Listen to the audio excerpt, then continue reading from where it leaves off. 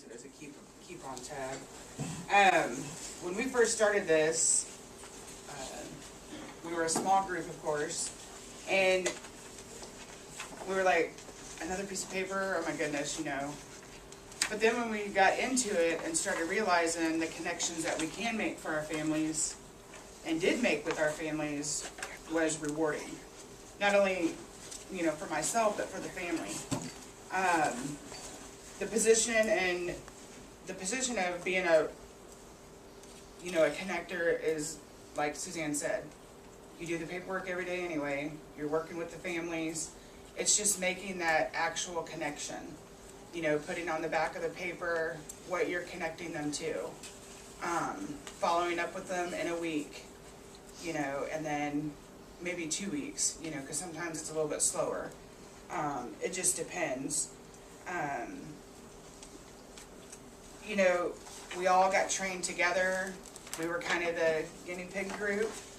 We were all like, how is this going to work? What's it going to look like? I remember Melinda saying, so do we fill the paperwork out and then just give it to you? Or I would call Waverly and say, I have a client, I'm going to send this paper, do I send it to you? How are we going to do this? You know, so we were just trying to figure out what the best way was.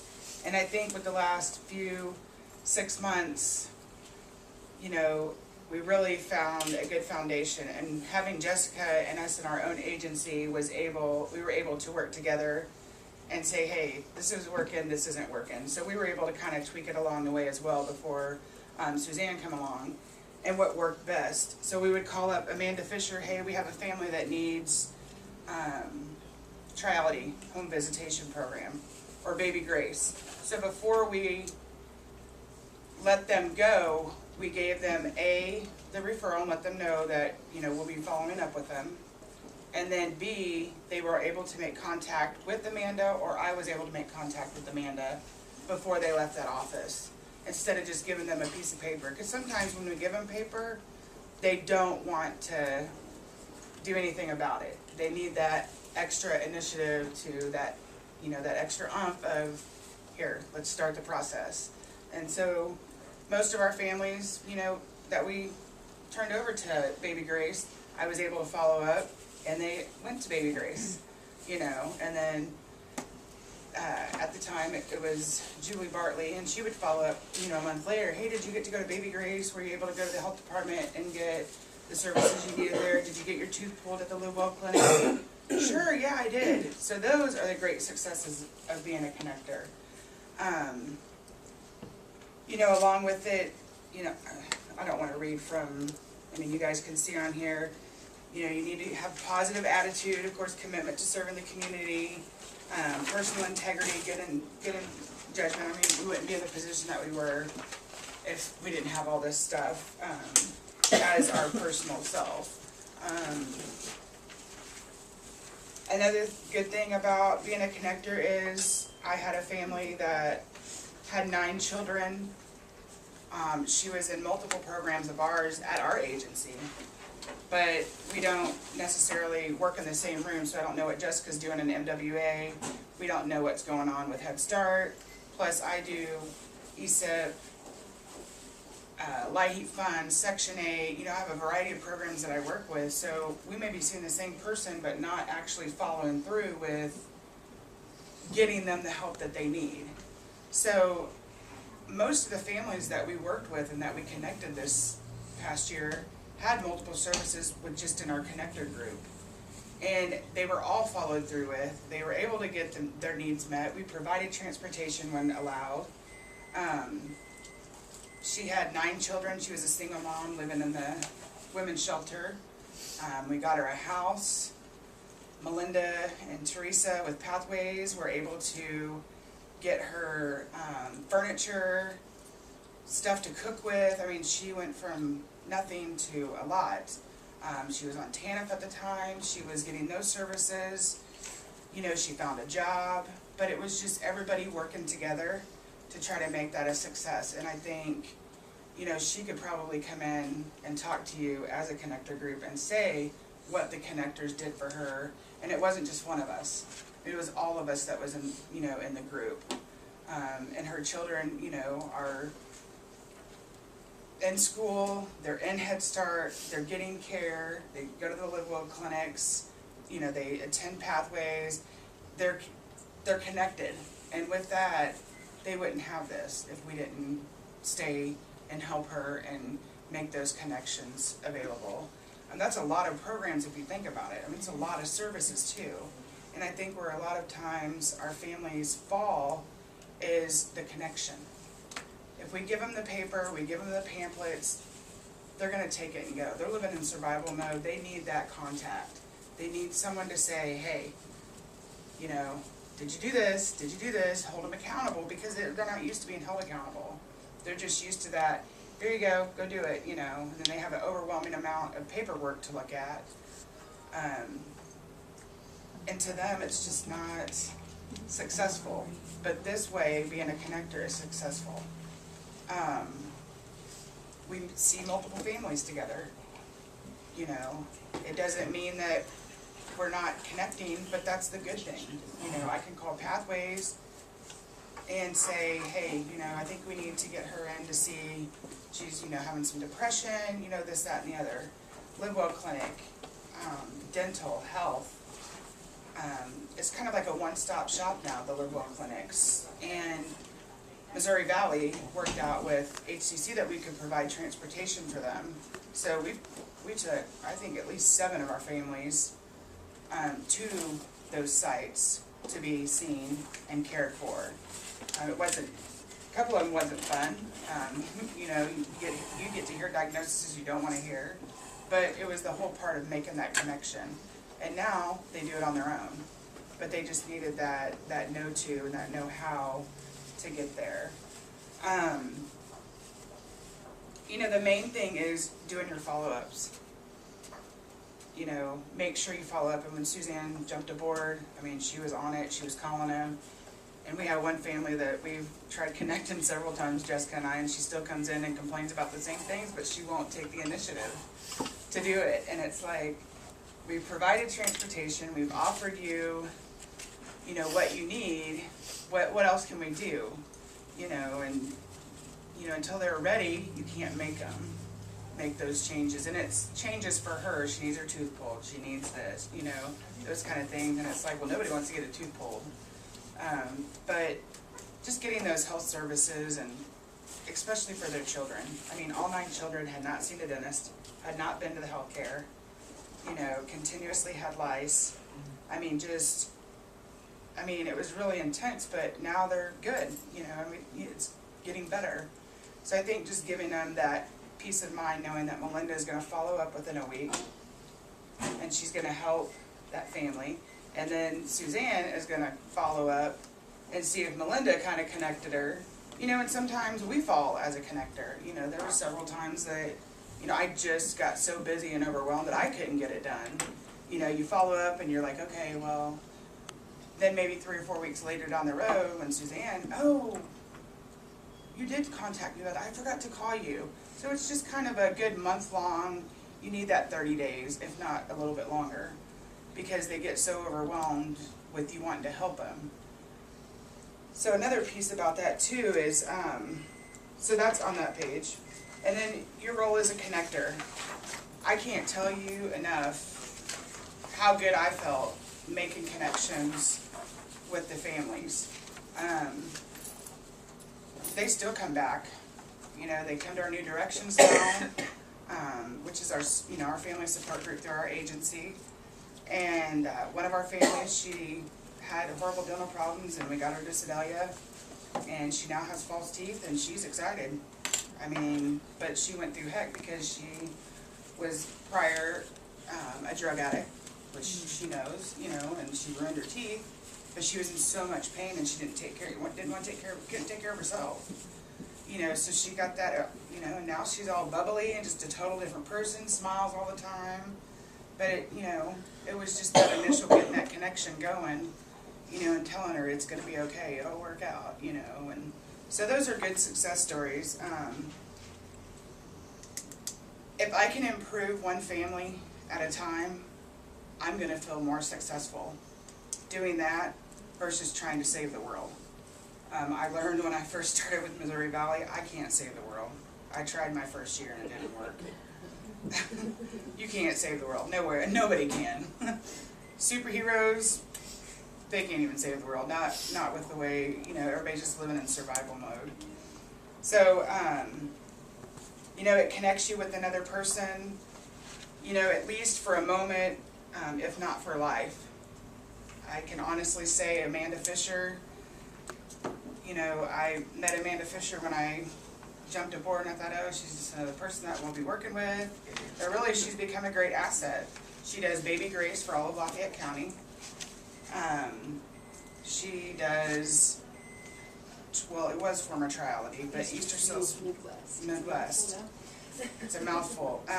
But getting to know what she actually provides and does was helpful to me because we could get those families those needs and their needs met. Free diapers, wipes through the Baby Grace program, instead of them letting them wear a diaper for all day because they can't afford to buy more. So they have those, which leads to rash, which you need to go to healthcare, so it makes those connections. And of course, it always makes the world a better place, one step at a time. If you could do one family at a time, Suzanne set our goal for 200. At first I was like, what? And then I looked around the room and I'm like, oh, that's not going to be bad because I've already got 20 just from January because I just make it a part of my day, And just following up with those connections and just seeing, how it goes. And of course, everybody's big complaint now is it's tax time. This stinks. I don't want to, what can you do for us for taxes? Well, we do property tax credit and rent rebate. And that's a service a lot of people didn't know that we do, and it's free. And they've always had to pay, so a lot of our elderly are like, really? It's free? So Friday, I think my 8 appointments back to back, just from hearing it from a connector, making that connection that we do it for free, because I called down to the senior center and let them know, hey, we're doing it. So. I just want to add, from a management perspective, what we saw and I've seen in observing this process is, Abra talks about working with Easter Seals and, but it's about you all developing relationships that you didn't have before and building on that, because now you don't hesitate to make that call and say, I don't know what to do, can you advise me, can you help me, and you brainstorm solutions. And, so you don't feel alone and isolated in the process. So to me as a manager, that's the great thing that I see with this from another perspective. Right, and I was getting ready to touch on that because it says, and if that kindness is passed on, it can multiply and multiply. And that's what we've done. I think it was right before Suzanne jumped aboard. We really didn't know what we were doing, Melinda. I didn't know what Clarissa's job was. She was working with, drug recovering families, but what does that mean? I don't know what that means. Okay, so you're recovering from drugs. I know what Jessica does because she works in the agency with me. Like I said, we didn't know what Amanda does. I can't pick on anybody else right now. So I asked Amanda to come in at the last meeting and describe to us as connectors what her program offers so we understand as a connector. And like Melanie said, that has been the most valuable piece as a connector, and Melinda, you can speak on that too, is to learn what everybody does. We had legal aid here. We had DFS here to help us understand why they're not getting the food stamps through. Why they're shutting everybody off with no food stamps, no Medicaid, no Medicare. Our older generation don't have computers, folks. They don't. So they're losing their food stamps, their Medicaid, and they don't know what to do about it. So Carla Polson came down and talked to us and told us, and now we have that connection with her.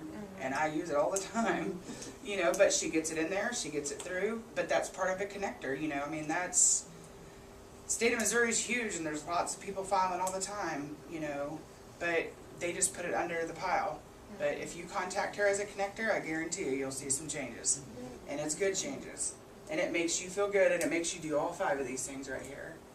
So, how to start, just do it. You can do it. It's easy. If you ever have questions, call one of your connectors. Call Jessica, call Melinda. We all just kind of bounce off of each other.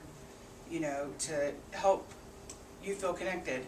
Another good example is Waverly Clinics. You know, they do different jobs than what we do.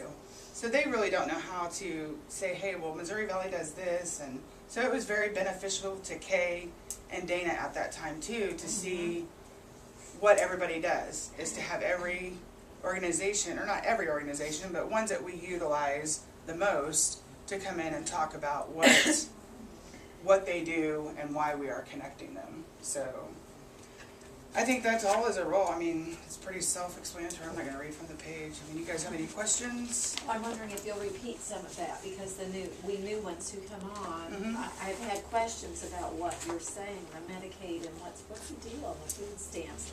And yet I don't know those answers, so it would be helpful to me to have that The repeated. state, everything is done electronic now, pretty much. They went electronic. So if they send out the paperwork to the families and they don't fill it out and get it sent in on time, they have to reject them. So it's up to them to figure out how to get that fixed. Well, they call Missouri Valley, or, you know, if they have a child in Head Start, hey, I don't have Medicaid, what do I do? Just like our family that had 9 children, they cut her off Medicaid. How do you cut 9 children off of Medicaid? So when Carla Polson came in and talked, she eased our minds to give us the resource as a connector to call her as a point of contact for those questions. So you as a connector, if you have those questions, you'll be able to call Carla or email her, and she does Lafayette and Ray. She's the county services manager, and she will be glad to answer any questions. And it may be something that we have Carla come back and talk about. What I thought we would do would be, in the next probably couple of months, is really get down into sharing what each agency that is a connector, what they do.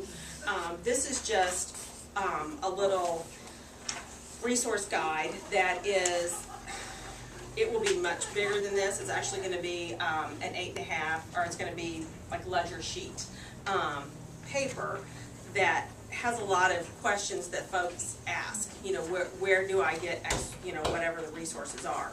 And so I want you all to take this and look at it and see what's missing, what do we need to add to it. It's good. This is going to be a fluid document. Right now we do have a website on our Live Well Clinic site that you can go to. It's a little daunting to go through right now. It's not super user friendly. So what we're looking at doing is getting this so that it has what we need on it, and it can just go as a PDF on the website, and then as we need to make changes, it's easy to change and flip that out so that we keep the most current information up there and be able to answer as many questions as we have.